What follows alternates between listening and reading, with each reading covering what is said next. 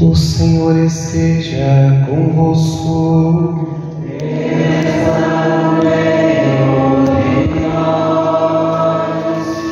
Proclamação do Evangelho de Jesus Cristo segundo Marcos. Glória a vós, Senhor. Naquele tempo, os fariseus e alguns mestres da lei vieram de Jerusalém e se reuniram em torno de Jesus. Eles viam que alguns dos seus discípulos comiam o pão com as mãos impuras, isto é, sem as terem lavado. Com efeito, os fariseus e todos os judeus só comem depois de lavar bem as mãos, seguindo a tradição recebida dos antigos. Ao voltar da praça, eles não comem sem tomar banho e seguem muitos outros costumes que receberam por tradição. A maneira certa de lavar copos, jarras e vasilhas de cobre. Os fariseus e os mestres da lei perguntaram então a Jesus: por que os teus discípulos não seguem a tradição dos antigos, mas comem o pão sem lavar as mãos? Jesus respondeu: bem profetizou Isaías a vosso respeito, hipócritas, como está escrito: este povo me honra com os lábios, mas seu coração está longe de mim. De nada adianta o culto que me prestam, pois as doutrinas que ensinam são preceitos humanos. Vós abandonais o mandamento de Deus para seguir a tradição dos homens. Em seguida, Jesus chamou a multidão para perto de si e disse: escutai todos e compreendei. O que torna impuro o homem não é o que entra nele vindo de fora, mas o que sai do seu interior, pois é de dentro do coração humano que saem as más intenções, imoralidades, roubos, assassínios, adultérios, ambições desmedidas, maldades, fraudes, devassidão, inveja, calúnia, orgulho, falta de juízo.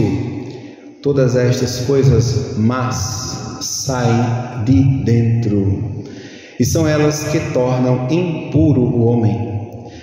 Palavra da salvação.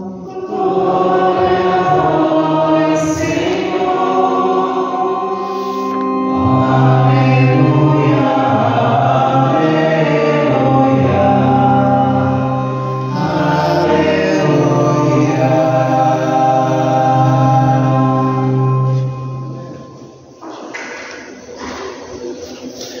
Vós abandonais o mandamento de Deus para seguir a tradição dos homens. Amados irmãos e irmãs, havíamos meditado com São Marcos lá na 16ª semana do tempo comum, ou o 16º domingo do tempo comum. Escutamos ali o relato sobre aquela numerosa multidão que se aproximava de Jesus. Jesus olhou de longe, chegando à margem, e teve compaixão. A gente recorda que meditávamos sobre o bom pastor, Jesus como o bom pastor, que apacenta as suas ovelhas. Amados, isto é algo próprio do evangelista, que irá destacar este movimento emocional de nosso Senhor Jesus Cristo. É próprio de São Marcos, que hoje retomamos a leitura dos evangelhos. Ele destacava o que nosso Senhor sentia: a tristeza, a alegria, o encher-se de compaixão, tudo aquilo eram os movimentos da alma e do coração de Jesus. Era a sua psicologia. Amados, segundo a tradição nos conta que Pedro adotou Marcos como seu tradutor, também como seu intérprete, ou seja, é o que chamamos de hermenêutica, aquele que interpreta.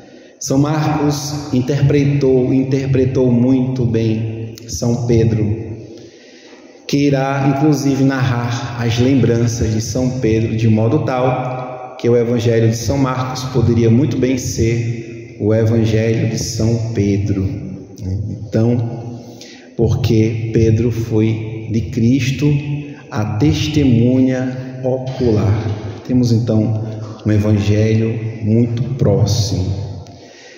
Agora, Jesus encontra-se em Genezaré, no meio de pessoas simples que traziam seus doentes para serem curadas.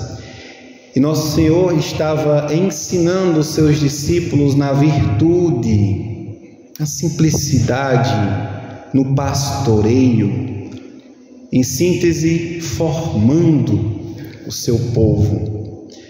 E lá do alto, de onde havia algumas colinas, alguns montes de Jerusalém, lembrem-se do Monte das Oliveiras, do Monte Calvário, podemos então dizer, geograficamente, que de lá desceu fariseus e escribas. Amados, para que os fariseus desceram? Pergunto, foi para ajudar Jesus? Sim ou não? Porque nosso Senhor estava cansado, os fariseus e escribas, não vamos ajudar Jesus, foi? Para que então os fariseus e os escribas desceram de Jerusalém até o nível do mar da Galileia, lá em Genezaré? Para quê? Para questionar, analisar. Amados, então desceram, podemos dizer resumidamente, para julgar os atos de nosso Senhor por meio da lei. E aí, que lei? Diz então Jesus, fiquemos com o que nosso Senhor fala sobre o que é a atitude dos fariseus. Vós abandonais o mandamento de Deus para seguir a tradição dos homens. E Jesus vai recordar, tomando o texto um pouco mais na íntegra, que diz o quarto mandamento: honra teu pai e tua mãe. Com risco de não cumprir, acontecer a vossa morte ou maldição. Porque vocês recebem a oferta do templo e dizem que é corban, que quer dizer sagrado, e usam isso como desculpa para não ajudar os pais de vocês. Olha que nosso Senhor agora pegou pesado com os fariseus e os escribas. Então, essa interpretação a gente vê um pouco mais além no texto. Amados, então toda a questão que irá aqui desenvolver é sobre o verdadeiro cumprimento da lei de Deus, e não desta tradição que eles aprenderam para, digamos, suportar ou fortalecer a própria religião em si. Tomando o diálogo de Jesus com eles, nosso Senhor, então, ele é enfático. Bem profetizou Isaías a vosso respeito, hipócritas, como está escrito: este povo me honra com os lábios, mas seu coração está longe de mim. De nada adianta o culto que me prestam, pois as doutrinas que ensinam são preceitos humanos. Todos esses detalhes destacados por São Marcos são importantíssimos, porque é evangelho, é boa notícia. Além de termos o testemunho de um discípulo, um fiel e um futuro apóstolo, pelo valor que São Marcos está dando a Jesus Cristo. E nós que estamos na comunhão dos santos, na comunhão da igreja, obviamente que não está envolvido em pecados graves e está em estado de graça, devemos nós imitar esta atenção de São Marcos. Relata então como nosso Senhor profetizou para a sua igreja e previa este tempo difícil, esquisito de relativismo, de indiferentismo, mas não queremos aqui nos deter nos defeitos denunciados por Jesus no fim do relato deste evangelho.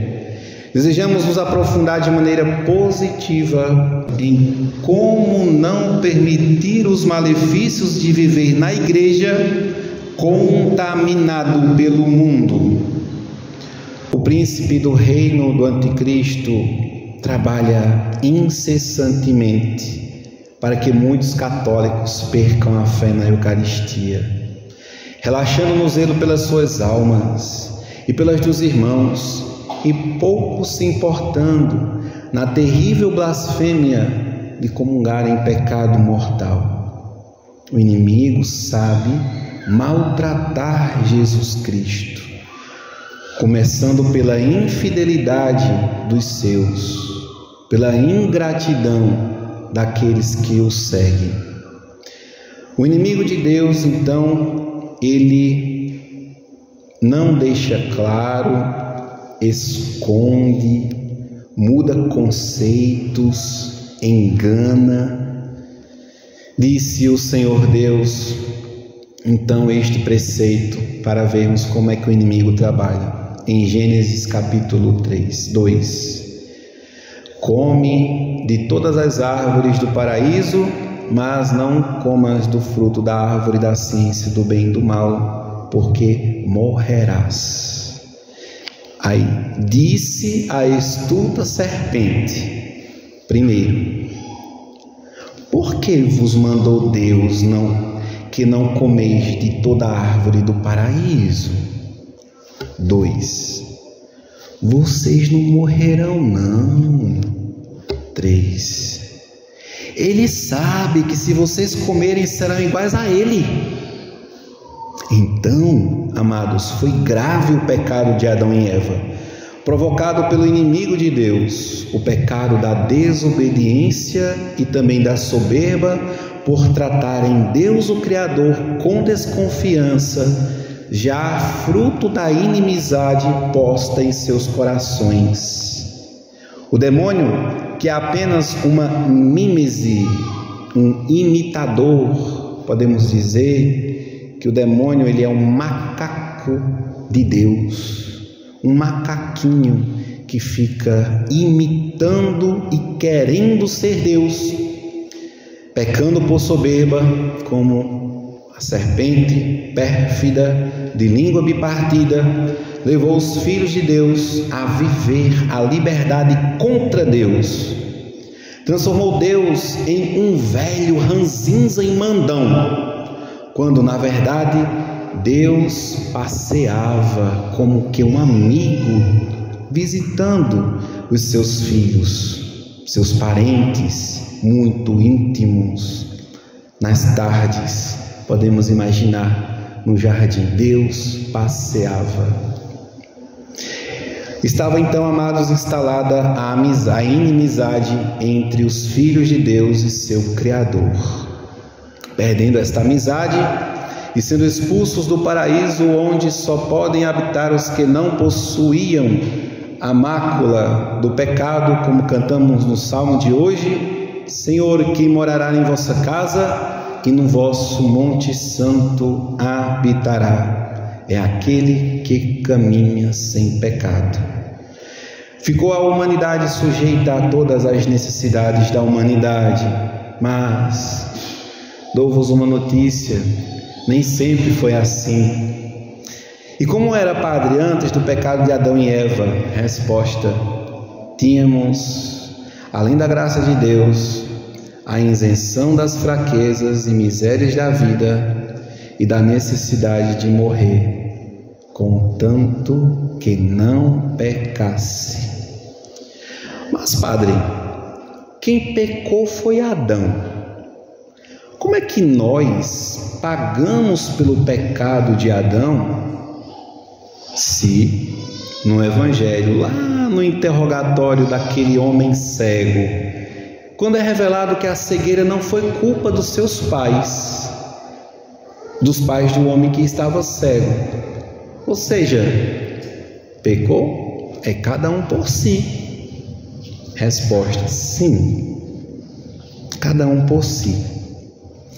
Porém, Adão e Eva pagou por seu pecado, mas como eles foram os primeiros, ficou para nós os danos. Pergunto-vos, irmãos, se alguém muito próximo da família de vocês passa por alguma dificuldade, são um só corpo, vocês todos sofrem, sim ou não? Alguém está passando dificuldade, todos da família vão sofrer, sim ou não? Você vai dizer: ele que fulano que se vire, ele que se resolva, ele que cumpra as coisas dele, eu não estou nem aí, é assim?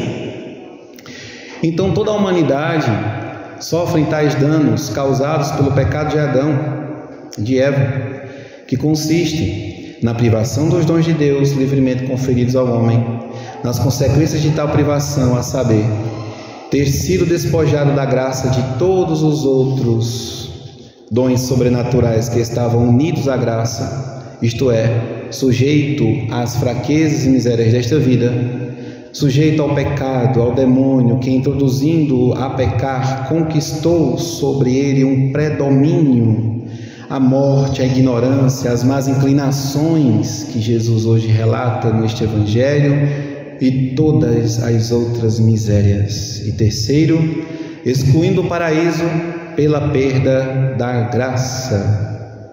E tudo isso repercute não somente na vida eterna, como também nas instituições humanas, na família e em seus organismos. Porém, reitero que o grande milagre é resgatar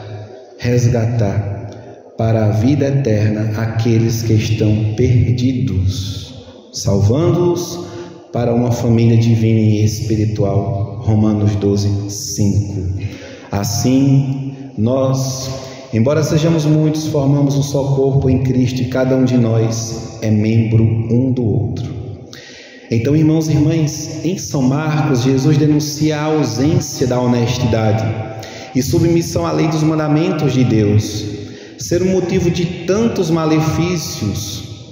A ausência da honestidade e submissão à lei dos mandamentos de Deus é o motivo de tantos malefícios, pois é de dentro do coração humano que saem as más intenções, e foram muitas: imoralidades, roubos, assassinos, adultérios, ambições desmedidas, maldades, fraudes, devassidão, inveja, calúnia, orgulho, falta de juízo. Todas estas coisas más saem de dentro e são elas que tornam impuro o homem. Onde subsistem esses males, Deus não está presente. Por quê? Por causa da presunção de que meus preceitos humanos, o meu bel prazer, que é um Belzebu que domesticou Deus dentro de mim.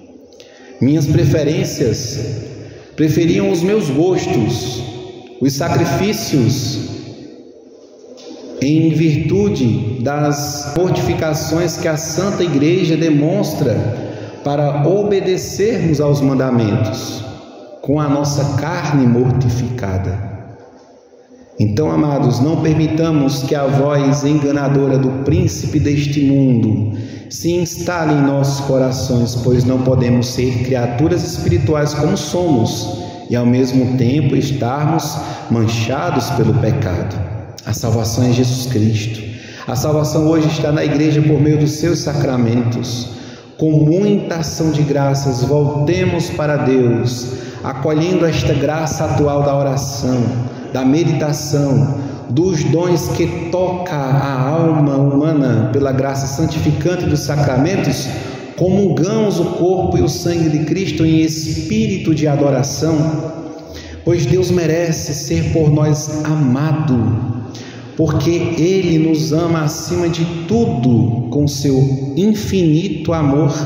Na doação das 3 pessoas da Santíssima Trindade, cada uma se doou. O Pai no Filho é entregue, e do Pai e do Filho o Santo Espírito nos une espiritualmente a Deus mesmo, como nos diz Romanos 12:2. Não vos conformeis com este mundo, mas transformai-vos pela renovação do vosso espírito, para que possais discernir qual é a vontade de Deus, o que é bom, o que lhe agrada e o que é perfeito. Para isso, amados, a igreja nos deixou um belíssimo, um forte e eficaz remédio, belo por conta da sua construção literária, para que a gente não esqueça. Eficaz porque nos faz voltar à graça santificante. Este remédio chama-se Decálogo, que significa 10 palavras. Foram reveladas diretamente por Deus a Moisés no Monte Sinai. Na primeira leitura de hoje, a gente viu a introdução no capítulo 4. Depois, no capítulo 5, teremos a descrição deles, que são os 10 mandamentos. Em Êxodo, Deus revelou para o seu povo e inscreveu com o seu próprio dedo nas tábuas, ainda encaminhada. E em Deuteronômio 5, os 10 mandamentos é ratificado e planificado na nova aliança através de Jesus Cristo. Ademais, amados irmãos e irmãs, há uma belíssima catequese de Santo Tomás de Aquino que nos diz o seguinte: sobre os 10 mandamentos, argumenta Santo Tomás que 3 coisas são necessárias para a salvação do homem. Primeiro, a ciência do que deve crer. Segundo, a ciência do que deve desejar. E terceiro, a ciência do que deve fazer. Esta última, sendo a ciência do agir, é transmitida pela lei divina, e ainda que a lei da natureza, que diz o seguinte: evitar o mal, fazer o bem, como nos recorda São Paulo, ainda assim a concupiscência da carne e o irascível do ser leva a contradizer a lei natural, que quer sempre o mal ao bem, como nos recorda São Paulo. Porque desejamos o mal que não queremos ao bem que desejamos. Então, amados irmãos e irmãs, esta lei da Escritura, os mandamentos, se faz necessária a fim de instruir o homem nas virtudes e dissuadi-lo dos vícios, pois a influência do pecado obscureceu a capacidade do homem de comprometer plenamente a lei da razão, bem como desviou a sua vontade. A Igreja também nos deu 5 remédios. O primeiro, ouvir a missa inteira aos domingos e festa, que está relacionado diretamente com o terceiro mandamento da lei de Deus, guardar domingos e dias santos. A Igreja só reitera o que Deus revelou. O segundo remédio, confessar ao menos uma vez a cada ano. Terceiro remédio, comungar ao menos pela Páscoa da Ressurreição. Quarto remédio, jejuar e abster-se de carne quando manda a Santa Mãe Igreja. E quinto, que nos trabalhe em nós a generosidade e o desapego desta vida doar o dízimo, segundo o costume. Vale lembrar também todos os 10 mandamentos: amar a Deus sobre todas as coisas, não tomar seu santo nome em vão, santificando o nome de Deus como rezamos, santificado seja o vosso, guardar domingos e festas, honrar pai e mãe, não matar, não pecar contra a castidade, não furtar, não levantar falso testemunho, não desejar a mulher do próximo e não cobiçar as coisas alheias, como nos bem orienta a Santa Mãe Igreja, para que estejamos como filhos obedientes ao Pai do céu. Tomemos, portanto, amados irmãos e irmãs, o testemunho deste grande evangelista São Marcos, a sua intercessão por nossa igreja militante, para que assim possamos, ouvindo seus conselhos, observando os movimentos do coração de Jesus e da sua alma, também detestarmos com Jesus o mal e ansiar pelo bem, que é o próprio Deus. Glória ao Pai, ao Filho e ao Espírito Santo,